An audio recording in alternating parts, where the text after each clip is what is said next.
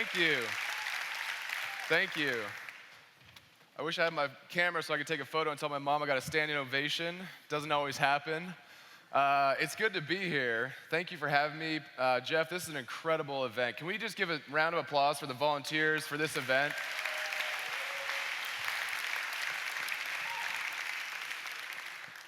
This is quite the opportunity. My company, we chose to donate all these tumblers for you guys. I haven't been on Oprah, but today I get to play Oprah. You get a tumbler, you get a tumbler, you get a tumbler. Everybody gets Miir tumblers! Woo! I love giving, I love getting you guys products. Like Jeff said, inside there's a code, you can register it. We'll follow up with you in 6 to 12 months, show you the project that this product helped fund. Like you said, my name is Bryan Papé. I'm the founder and CEO of a company called Miir. And I love stories. And today's story is one of adventure and how Miir came to exist, how we do what we do today. And it starts where I think to use a word yesterday, I was thinking about my presentation, and last night was unbelievable. I go, great, Jeff, I have to come up after all of that and match that level. So we'll see what we can do. But to use a word to describe who I was in 2006, I was kind of a douche. And you'll see right here, this is me.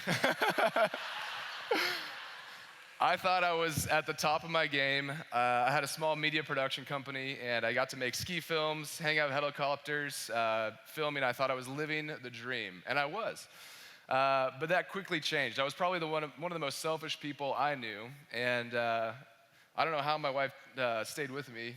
We were dating at the time, but everything changed in one moment.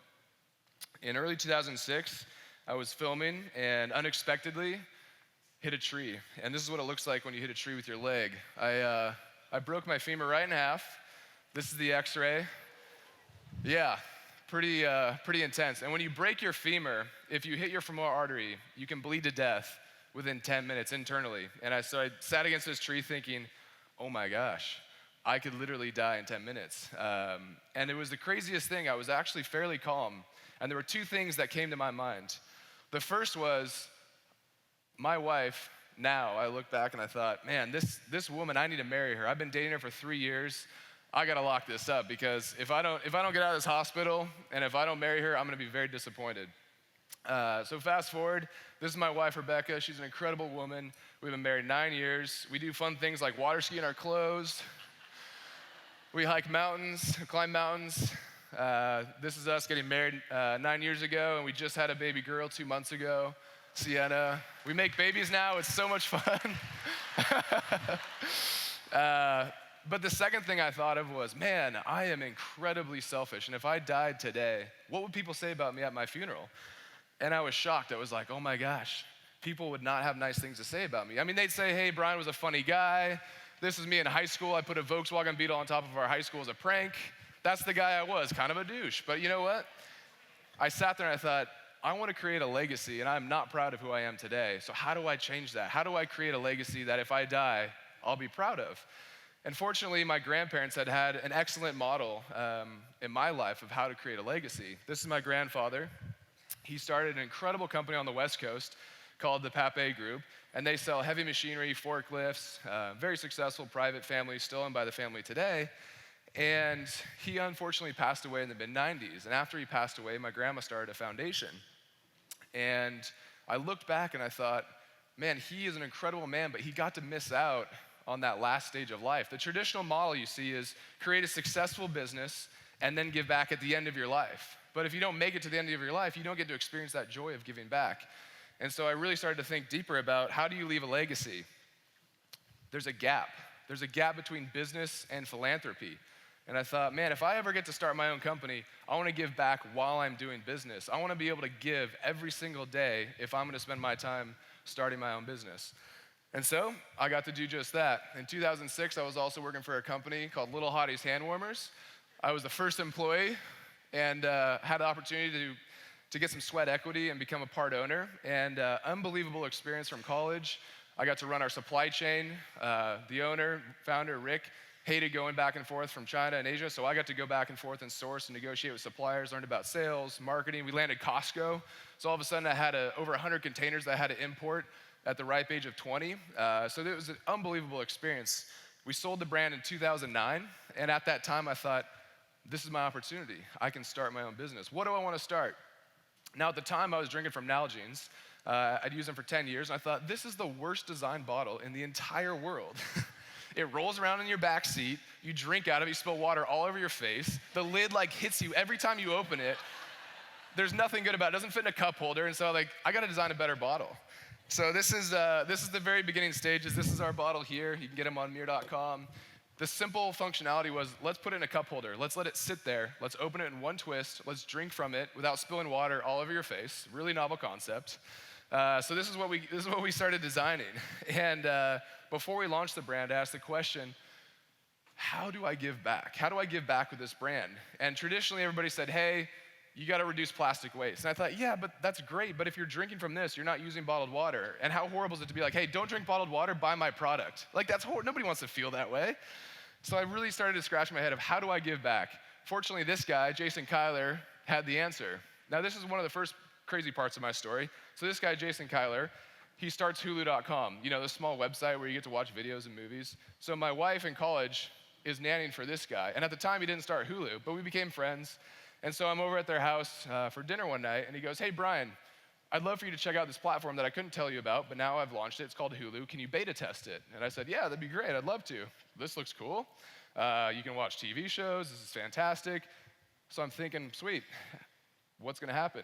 Well, it turns out Jason Kyler gave ad space to Scott Harrison at Charity Water. So I'm sitting there watching, who knows what, and an ad for Charity Water comes on, and Scott presents it that close to 1 billion people lack access to clean water. And I think that's it. I'm gonna sell bottles, and I'm gonna give back to clean water.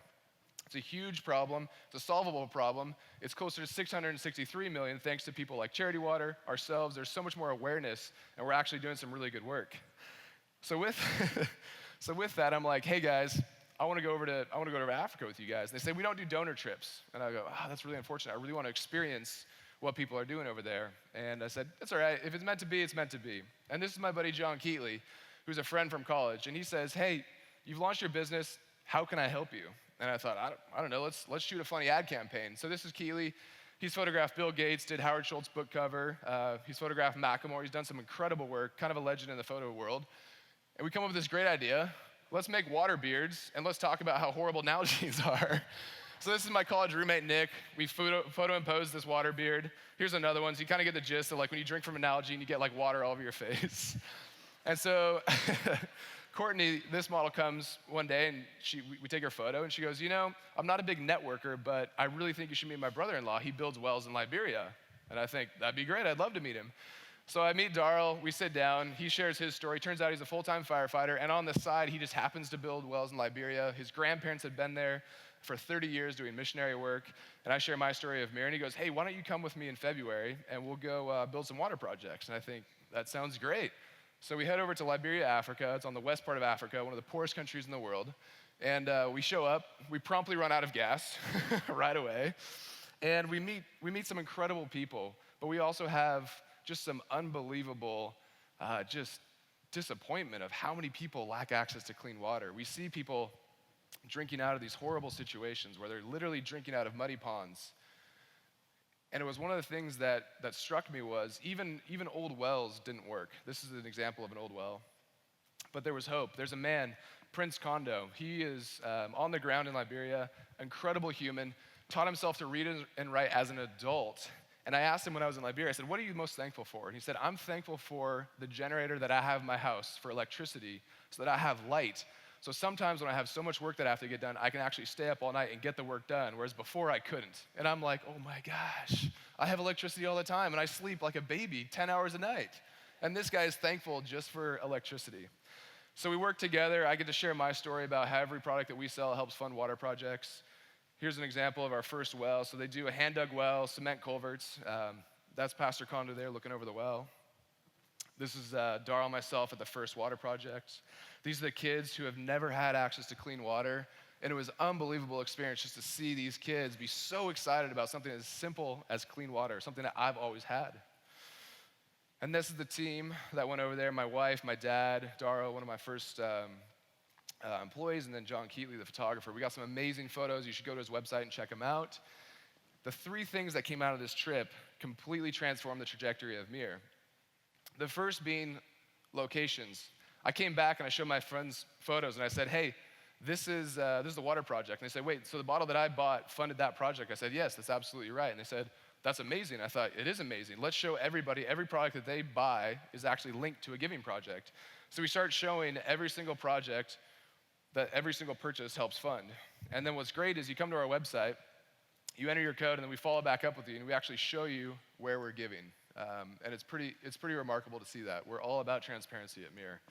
The second thing was bikes.